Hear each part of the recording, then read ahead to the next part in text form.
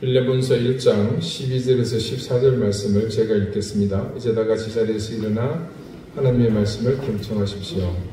네게 그를 돌려보내노니 그는 내 신복이라. 그를 내게 머물러 있게 하여 내 복음을 위하여 갇힌 자 중에서 네 대신 나를 섬기게 하고자 하나. 다만 네 승낙이 없이는 내가 아무것도 하기를 원하지 아니하노니 이는 너의 선한 일이 억지같이 되지 아니하고 자의로 되게 하려 함이라. 아멘. 자리에 앉으시기 바랍니다. 하나님께서 이 말씀으로 우리에게 은혜 주시기를 원합니다. 구약 성경 사무엘상 6장 서두에 다음과 같은 흥미있는 말씀이 수록되어 있습니다. 4절까지 제가 읽어보겠습니다. 여호와의 궤가 블레셋 사람들의 지방에 있은지 7달이라. 블레셋 사람들이 제사장들과 복술자들을 불러서 이르되 우리가 여호와의 궤를 어떻게 할까?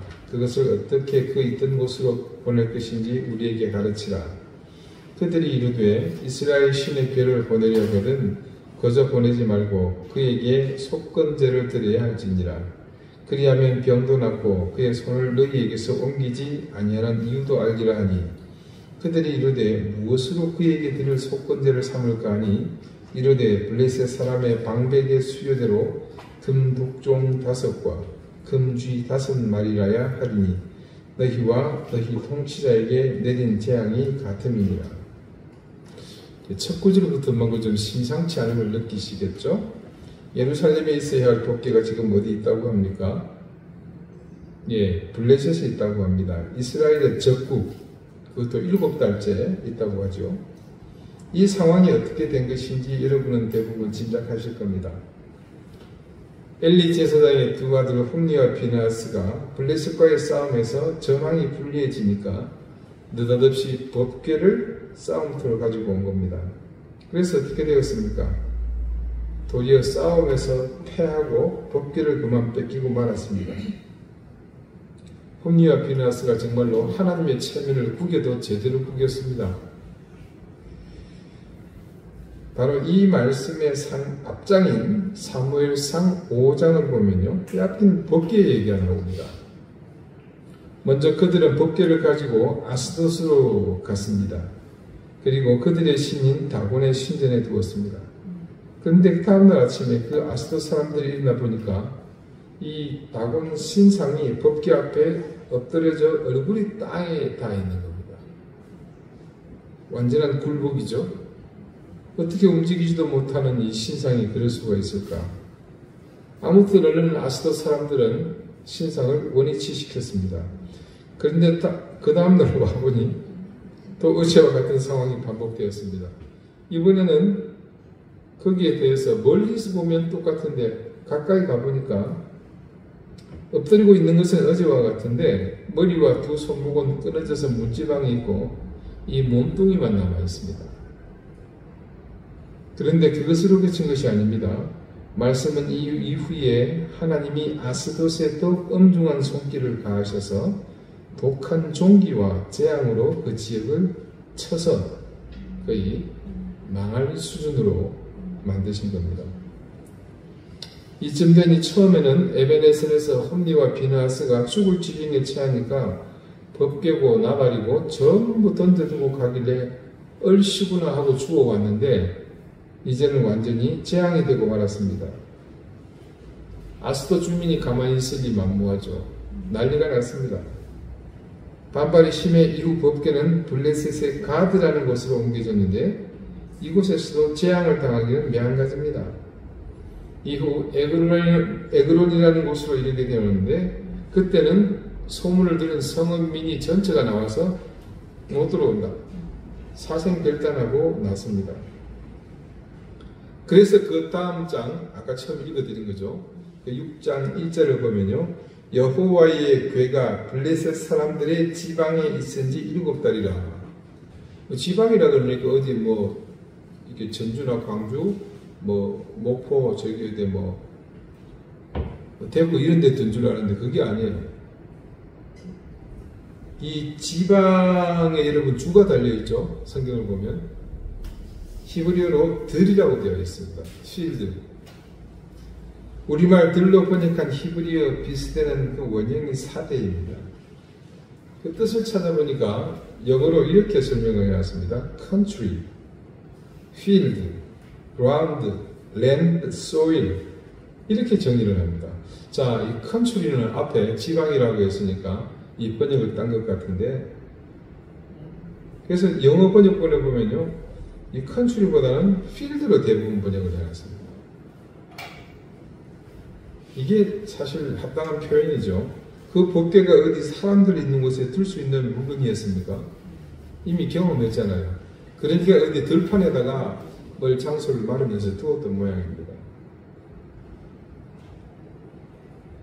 자, 그래서 그렇게 방치해서는 안 되겠다 싶어서 돌려보내기로 결정을 하고 이 얘기를 하고 있는 것이 제가 처음 읽어드린 그 사무엘상 6장 1절에서 4절의 내용입니다. 근데 여기서 특이한 점이 한 가지가 있죠. 아까 읽어드린 말씀을 여러분 잘 기억해 보시면요, 이 사람들, 블레셋 사람들, 그 중에서도 제사장 방백들이 나오죠. 이스라엘을 한 가지 제사를 언급하고 있습니다. 그게 속건제입니다. 이 사람들의 이스라엘 소유의 법궤를 지금 가지고 온 것은 뭐 도둑질한 셈이죠. 이제 그것을 다시 돌려주게 되니까 이스라엘 제사의 규례대로 속건제를 드려야 한다고 제안을 하는 겁니다. 그들이 이르되 이스라엘 신의 괴를 보내려거든 그저 보내지 말고 그에게 속건제를 드려야 할지니라. 그리하면 병도 낫고, 지금 법궤 때문에 가드와 아스돗이 난리가 나지 않습니까? 병도 낫고 그의 손을 너희에게서 옮기지 아니하는 이유도 알리라 하니 그들이 이르되 무엇으로 그에게 드릴 속건제를 삼을까 하니 이르되 블레셋 사람의 방백의 수요대로 금독종 5과 금쥐 5마리라야 하리니 너희와 너희 통치자에게 내린 재앙이 같으니라. 구약의 5대 제사 혹시 기억하시겠습니까? 번제, 소제, 화목제, 속죄제, 그리고 속건제입니다. 제사에 대한 자세한 내용은 지금 말씀드리기는 시간이 너무 많이 걸리고요. 오늘 말씀에 해당하는 속건제는 이 말씀에서 짐작할 수 있듯이 남의 물건을 맡았거나 저당 잡은 것을 또 속이거나 혹은 도둑질하거나 착취하고도 사실을 부인한 경우, 그리고 남의 잃은 물건을 줍고도 부인하는 경우, 대략 어떤 경우인지 이제 가늠이 되시죠. 아무튼 내 거 아닌 걸 가지고 왔을 때, 다시 위에 해당하는 일을 벌였을 때 그것을 다시 돌려줄 때는 원래 훔치거나 사기를 쳤거나 속였거나, 집에 이렇게 줄이 하나 있길래 들고 왔더니 소가 따라왔다 그러죠. 본인의 입장은 그런데 다른 사람은 아닌 겁니다. 어쨌든 소가 왔든 돼지가 왔든 직계 아니잖아요. 부당하게 취한 것이죠. 돌려줄 때는 5분의 1을 더해서 20%를 더해서 돌려주고 속건제를 드리게 되어 있습니다. 이 속건제의 건자는 수근할 때 건자가 아니고 허물을 말할 때 건자입니다. 그러니까 죄보다는 허물에 초점이 맞춰져 있다고 볼 수 있습니다. 그러다 보니까 이 속건제는 바로 앞에 속죄의 죄와 많이 비교가 됩니다. 유사한 점이 있거든요. 결정적 차이점은 물론 있습니다. 속죄의 죄를 드리는 목적은 죄의 사죄와 용서이지만요, 속건제는 사실상 이 잘못한 허물에 대한 보상 때문에 있는 겁니다. 그래서 속죄제는 돌이킬 수 없는 잘못에 대한 사죄의 제사고, 속건제는 어떻습니까? 이 회복이 가능하거든요. 돌이킬 수 있는 허물에 대한 보상과 사죄를 위한 제사라고 보시면 됩니다. 자, 한 예를 들어 볼까요? 하나님께서 안식일을 범하지 말라고 명령하셨습니다. 그런데 내가 안식일을 범했습니다. 그러다가 어느 순간 말씀 보니까 내가 안식일을 범하는 죄를 하나님 앞에서 저질렀구나. 근데 돌이킬 수 있나요? 버스 끊었죠. 안식일 갔습니다. 그때 하나님께 드리는 제사가 뭐다? 속죄제가 됩니다. 만약 내가 어떤 사람하고 거래하면서 분명히 의도적으로 부당하게 다른 사람에게 100만 원을 사기를 쳤습니다. 그때 내가 굉장히 좋아하고 잘못했다고 조금도 생각하지 않았어요. 근데 말씀을 읽다 보니까 내가 이 사기쳤구나. 네. 전에는 너무 뻔뻔했는데 이제 양심의 가책이 오는 거죠. 하나님 앞에서 범죄라는 사실을 알았습니다. 그때 하나님 앞에 내 죄를 고하고 사죄하는 것과 더불어서 반드시 해야 돼요. 뭡니까? 그 사람을 찾아가서 100만 원을 대갚아주고 거기에다가 얼마? 20만 원을 더해서 갖다 주는 게 속건제입니다. 내가 다른 사람들의 것을 부당하게 가르쳤습니다. 그때에는 그게 하나님께서 내게 주신 은혜라고 생각하고 기뻐했습니다. 할렐루야 했는데 이건 놀렐루야 아닙니다. 이게 잘못됐거든요. 그때 당사자에게 내가 손해를 끼친 금액의 원금과 그 원금의 5분의 1을 더해서 갚고 다시 하나님께 가서 속건제물을 바치고 속건제를 드렸을 때 용서가 되고 해결이 되는 겁니다. 그리고 보면요, 구분할 때 거의가 속죄제와 속건제 이 구분점은 재물인 것 같아요. 돈이 되었건 금부치가 되었건 물건이 되었건. 자, 레위기에 수록된 이 속건제의 규례를 따르며 이 속건제를 드리는 시기가 있습니다. 말씀을 보니까 그 죄가 드러나는 날에 무슨 말입니까? 알게 되었을 때, 깨닫게 되었을 때, 자이든 타이든 그때 바로 행하라는 겁니다. 그렇다면 우리가 이 속건제와 관련해서 의문이 제기가 됩니다. 이런 의문에 대해서 이재철 목사님의 저서인 새신자반 8과 예배란 편에 상세히 잘 설명을 해주셨습니다.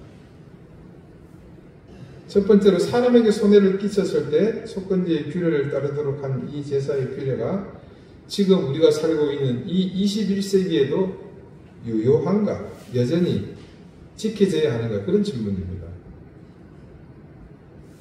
네, 그렇습니다. 당연히 유효합니다. 제가 자주 강조하는 것이 있었죠. 구약의 제사 모든 형태는 폐기되었지만 이 모든 제사의 의미와 정신을 우리가 구현해야 합니다. 오늘날 많은 그리스도인이 자기 죄를 하나님께 구하고 하나님으로부터 죄 사함을 받았음을 기뻐합니다. 그런데 세상 사람들은요, 그런 그리스도인들을 존경하고 칭찬하기보다는 그런 그리스도인들을 더 독선적으로 보거나 독불장군처럼 여깁니다. 왜 그렇습니까? 이유는 간단합니다. 내용을 들여다보면 금방 알 수 있습니다. 누군가 제게 돈을 빌려가서는 안 주고 떼먹습니다. 나는 그 사람 절대 용서 안 합니다. 근데 내 돈을 떼먹은 그놈이 어느 날 갑자기 혼자 예수 믿는다고 교회 가더니 하나님께서 나를 용서해 주셨다고 혼자 기뻐합니다. 여러분, 이게 말이 됩니까? 믿지 않는 사람들이 이런 모습을 볼 때 얼마나 독선적이라고 생각하겠습니까? 그리스도인이 속건제의 이 규례를 잘 못하기 때문에 혹은 그런 말씀 자체를 아예 몰라서 세상 사람들로부터 지탄받는 일들이 종종 생깁니다. 제가 첫 전임 사역지였던 성수동의 교회에서 있었던 일입니다. 그 교회 한 권사님이요, 시장에서 상점을 크게 하셨는데 여기저기 돈을 빌려서 뭔가를 버렸던 모양입니다. 우리 어른들은 이게 뭔 얘기인지 잘 아시죠? 네. 근데 그만 그게 잘못되어서 돈을 전부 날리고 만 겁니다. 그때 한 분의 이야기를 들으니 그 사건 때문에 그 일대 시장에 돈이 씨가 마를 정도였다고 합니다. 상당히 규모가 컸다는 얘기죠. 결과적으로 이 권사님이 여기저기 사람들의 돈을 떼먹은 셈이 되었습니다. 권사님이 그렇게 하셨어요. 근데 이쯤 되면 어디 야반 도주했거나 아니면 어떤 형태로든 후속 조치가 되었겠죠. 그런데 이 권사님은 자기 집이랑 재산이랑 전부 틀렸다면서 아들네 집에 살면서 당당하게 교회에 고개 들고 다니는 겁니다. 그 중에는 남편 없이 혼자서 어렵게 사시는 집사님이 계신데 그때 당시 얘가 듣기로는 200만 원 정도를 떼었습니다. 이분은 그게 굉장히 큰 돈이에요.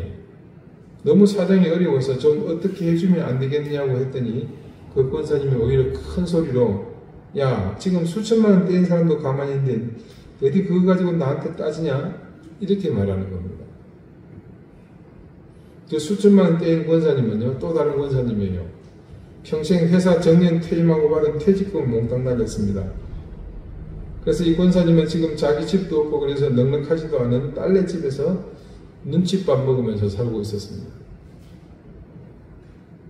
한 번은 이 눈칫밥 먹고 있는 권사님이 그때 막 제가 그 1년 꼭 있었거든요.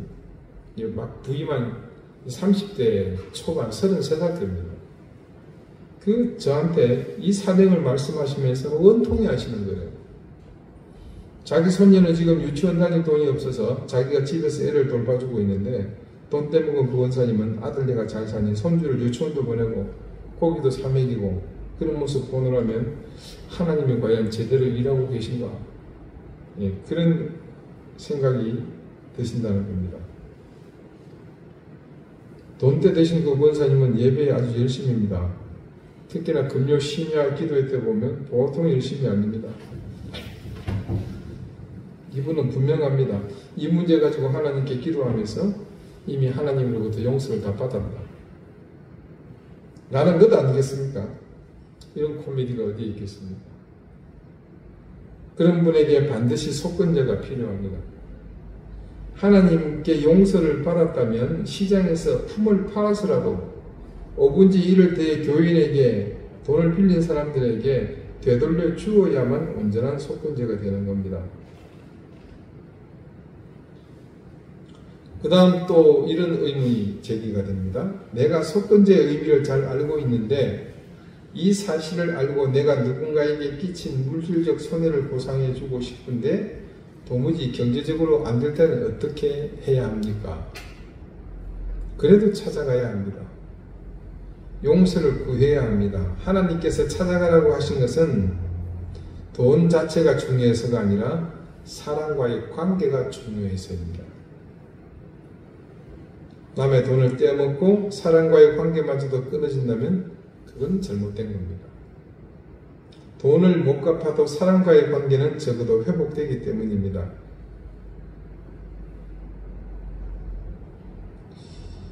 그 TV 예능 프로에서 이런 비슷한 내용이 한번 나온 적이 있습니다. 한때 유명했던 가수가 잔뜩 빚을 지게 된 거죠. 근데 그 사람은 계속 일하면서 돈을 갚는 거예요. 채무자하고 자주 만나더라고요.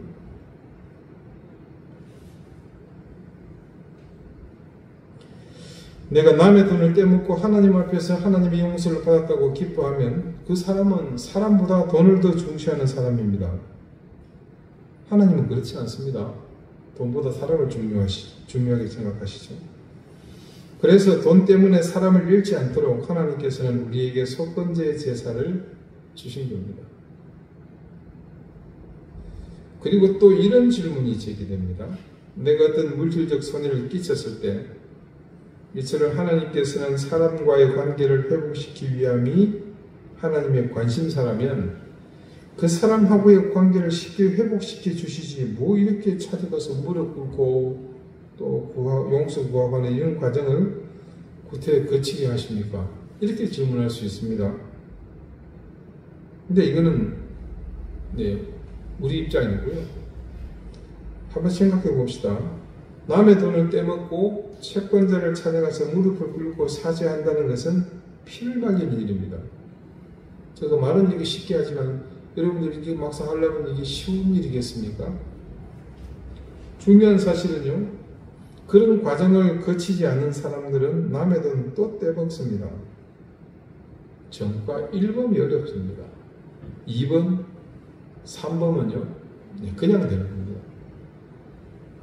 내가 남의 돈을 떼먹고 난 다음에 이것이 하나님 앞에서 정말 잘못인 것을 알고 그 사람의 속상한 것을 생각하고 내가 가서 무릎 꿇고 사죄하고 관계가 회복되는 경험을 해봐야만 남의 돈을 함부로 다루지 않습니다.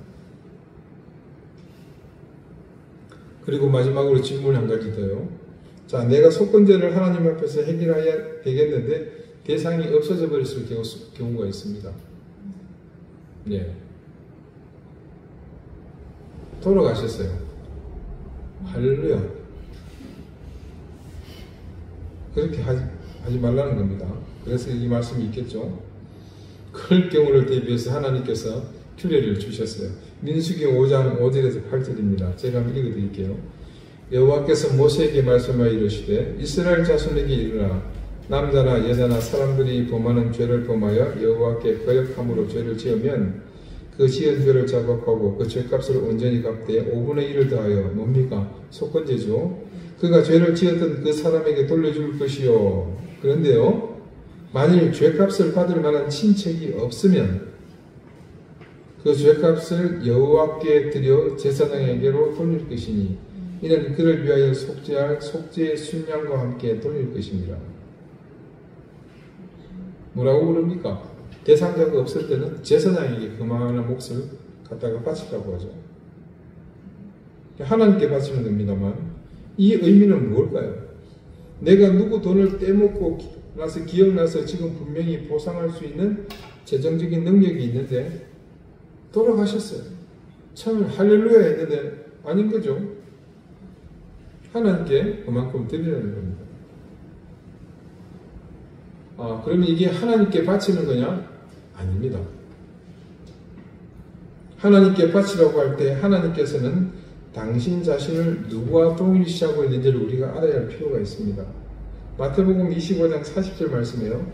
임금이 대답하여 이르시되 내가 진실로 너희에게 이르노니 너희가 여기 내 형제 중에 지극히 작은 자 하나에게 한 것이 곧 내게 한 것이니라 하시고, 여기 임금이 하나님이신 줄 여러분 알고 계시죠? 누구와 자기를 동일시했습니까? 여기 이 작은 자. 그래서 내가 누구의 물질을 보상해야 하는데 그 대상을 찾지 못한다면, 찾을 수 없다면, 아니 없다면 가장 작은 자를 찾아서 그를 돕는 것이 하나님을 향한 속건제가 된다는 것을 알 수가 있습니다. 여러분 이해가 되시죠? 어려운 문제 아닙니다. 저는 이것이 바로 그리스도인의 사회적인 책무라고 생각합니다. 그리스도인의 사회적 책무는 그런 것입니다. 내가 뭘 한다고 자랑할 일도 그리고 드러내는 것도 필요 없이 그냥 우리가 각자의 자리에서 이렇게 하나님께서 명하신 일을 성실하게 수행하는 겁니다. 누구에게 강요할 필요도 없이 그저 우리가 마땅히 해야 할 책무를 성실히 감당하면 됩니다. 그러다 보면 분명 누군가는 우리의 행동에 대해 생각하게 될 것이고, 그런 사람들이 조금씩 늘어나면 세상은 책임을 다하며 자기 의무에 충실한 사람들로 채워지겠죠.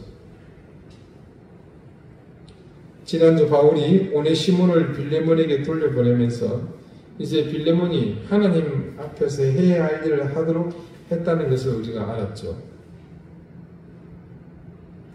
하나님께서 바톤을 넘긴 겁니다. 이제 응답해라. 근데 바울이 오네시모를 빌레몬에게 보낸 이유는 사실 빌레몬보다는 오네시모를 위해서였습니다. 왜요?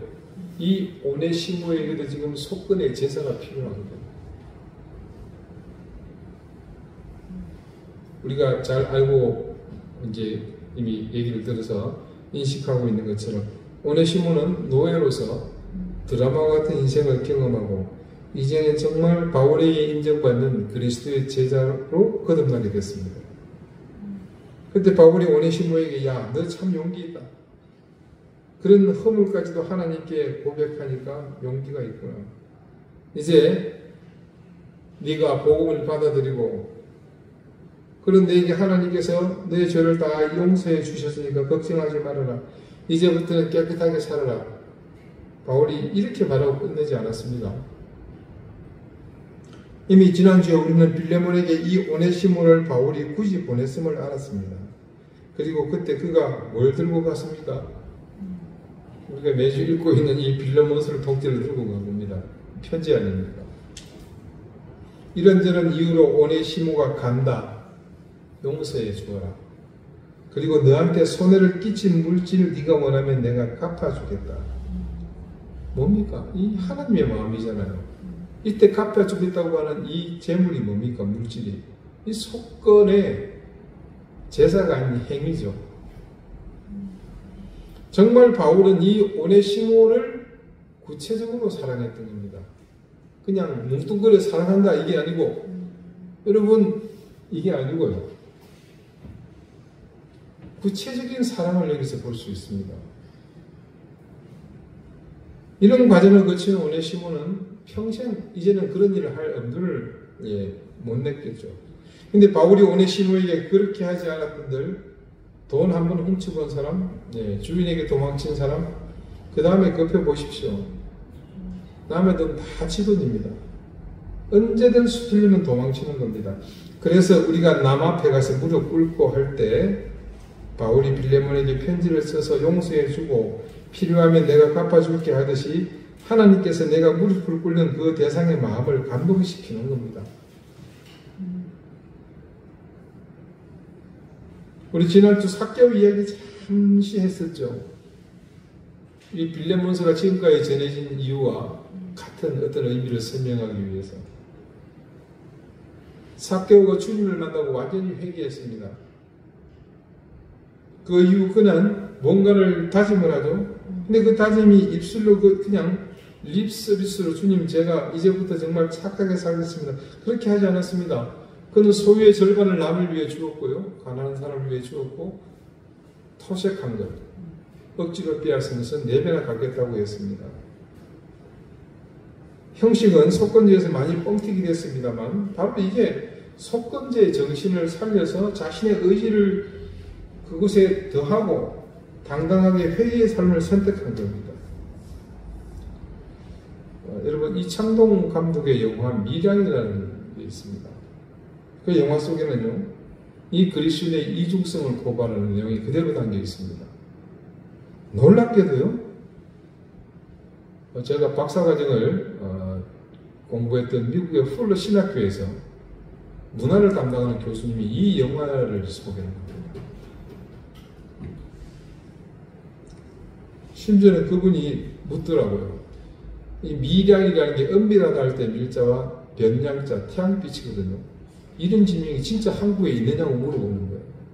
있다. 자, 그게 이제 한 부분입니다. 젊은 과부가 아들을 데리고 사는데요. 남편을 고향에 내려온 겁니다. 미량이. 그리고 이 아이를 웅변학원에 보냈어요. 근데 웅변학원 원장이 이 아이를 유괴를 합니다.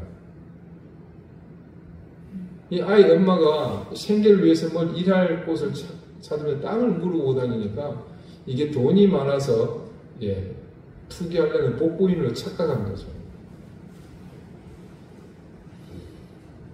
그래 유괴를 했는데 결국 그 옛날에는 뭐 유괴하면 다 죽었죠. 유괴된 아이는 목숨을 잃게 되고 원장은 며칠이 안 가서 범행이 발각이 돼서 체포되고 맙니다. 남편이 잃고 아이를 잃은 엄마가 어떤 정신으로 살겠습니까? 폐인이 되는 거죠. 이웃의 권유로 그래서 신앙을 갖게 됐습니다. 장로님 부인이 운영하는 약국의 집사님으로부터. 그래서 신앙생활을 하면서 조금씩 이 고통을 극복해 나가고 있었습니다. 근데 너무 섣불렀죠. 어느 정점에 이르렀을 때 아이 엄마는 용기를 내어서 그리스도의 사랑으로 아이 유괴범을 만나 용서하는 생각을 가지고 교도소를 찾아갑니다. 물론 주변을 말렸습니다. 그런데 그곳에서 그녀는 하늘이 물려지는 경험을 합니다. 이 유괴범의 얼굴이 너무 평온한 겁니다. 자신이 감옥에서 하나님을 만났고 그분에게 죄를 다 용서받아서 지금 자신의 마음이 평온하다는 겁니다. 그 순간 그녀는 쇼크를 받습니다. 모든 것이 순식간에 무너지고 맙니다. 그동안 자신이 신앙의 힘으로 버티던 모든 것들이 의미가 없어지게 되죠. 저는 그때 이 영화에서 김추자의 거짓말이라는 노래가 얼마나 좋은 노래인지를 제가 처음 봤습니다. 한참 나의 집회가 생각하고 있는 곳에 거기 쳐들어가서 방송실에 몰래 들어가 한참 기도를 하는 거기다가 이 노래를 틀은 거예요. 거짓말이야, 거짓말이야, 거짓말이야. 그녀의 마음이 그대로 드러나죠. 자, 여러분, 과연 그 유괴범은 진짜 하나님을 만난 걸까요? 영화 감독은 이 사실에 대해 신라는 고발을 하고 있습니다. 이분이 속건제에 대해서 알고 있었는지는 모르겠지만 그리스도인이라면 적어도 이 상황에 대한 올바른 이해가 반드시 있어야 할 줄 압니다. 오늘 말씀에서 충분히 바울은 오네시모를 보내지 않아도 되는 상황임을 밝힙니다. 그러면서도 그를 보내는 것은 표면적으로는 다만 너의 승낙이 없이는 내가 아무것도 하기를 원치 아니하노니 이는 너의 선한 일이 억지같이 되지 아니하고 자유로 되게 하려 함이라 라고 말하지만 바울은 분명하게 이 시점에서 반드시 거쳐야 할 이 중요한 과정으로 오네시모를 인도하고 있었습니다. 조금 전에 제가 이런 삶이 우리 그리스도인의 책무라고 말씀을 드렸습니다. 그 중요한 키워드는요, 올바른 회개와 그에 따른 용서라고 저는 봅니다. 우리가 부르짖는 정직한 신앙과 올바른 믿음, 이것과 연결되는 중요한 신앙과 믿음에 따른 삶의 주제입니다. 사랑하는 우리 이든교회 교우 여러분, 저는 우리 교우들께서 이 속건제의 정신을 꼭 기억하셨으면 좋겠습니다. 그리고 잊지 말고 기억해서 지켜 행하시기를 바랍니다. 그래서 이미 우리에게는 쉬운 일상이 되어버렸지만 우리의 회개만큼은 정말 순도 높은 참된 회개가 되었으면 좋겠습니다. 그래서 우리의 삶이 우리 주변의 사람들에게 감동이 되고 귀감이 되고 그래서 그리스도를 증거하는 삶으로 이어졌으면 좋겠습니다. 기도드리시겠습니다. 하나님, 우리가 강구하고 있었던 속건제의 정신을 완전히 회복하여 그 정신을 따르는 삶을 살게 해주십시오. 우리의 섣부른 신앙 상식으로 우리의 예배와 우리의 찬송에 깊은 상처를 입고 있는 사람이 없도록 우리의 신앙이 정직하게 하시고 우리의 믿음이 올바른 믿음이기를 원합니다. 하나님, 우리가 하나님의 자녀로 그리고 그리스도의 제자로 살면서 사회적 책무를 다하게 해주십시오. 그래서 누군가 정의를 부르짖을 때, 의와 진리를 갈구할 때 우리의 모습이 그들에게 중요한 지표가 되게 해주십시오. 예수 그리스도 이름으로 기도드립니다. 아멘.